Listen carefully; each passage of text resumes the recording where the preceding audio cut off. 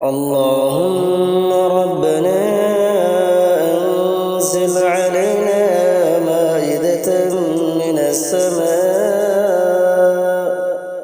من السماء تكون لنا عيدا لأولنا وآخرنا وآية منك وارزقنا وأنت خير الرازقين۔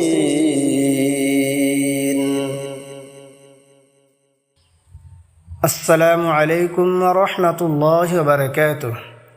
میرے عزیز بھائیوں اور بہنوں، اگر آپ کے رزق میں تنگی ہے، گھر میں برکت نہیں، محنت کے باوجود پیسے نہیں ٹھہرتے، تو آج کی ویڈیو آپ کے لیے ہے۔ لیکن ویڈیو آگے بڑھنے سے پہلے اگر آپ چاہتے ہیں کہ ایسے قرآنی دعائیں روز آپ تک پہنچتی رہے تو اب اس چینل کو سبسکرائب کریں۔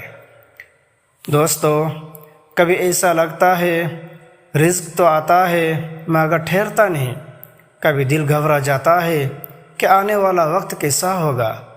میرے بھائیوں، رزق صرف پیسہ نہیں ہوتا، یہ سکون، صحت، عزت اور برکت کا نام ہے۔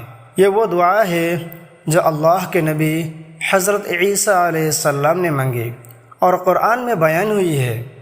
ایسی دعا جو رزق کے دروازے کھول دیتی ہے، وہ مذکورہ دعا یہ ہے: اللهم ربنا أنزل علينا مائدة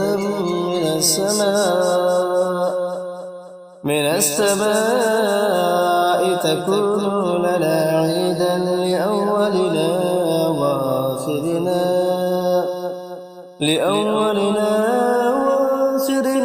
وآية منك وارزقنا وأنت خير الرازقين۔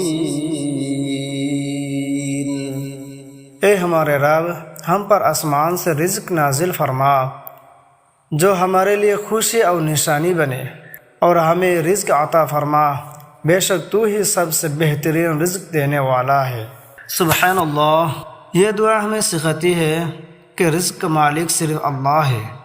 جب بندہ سچے دل سے مانگتا ہے تو اللہ ایسے راستے کھول دیتے ہیں جن کا انسان سوچ بھی نہیں سکتا۔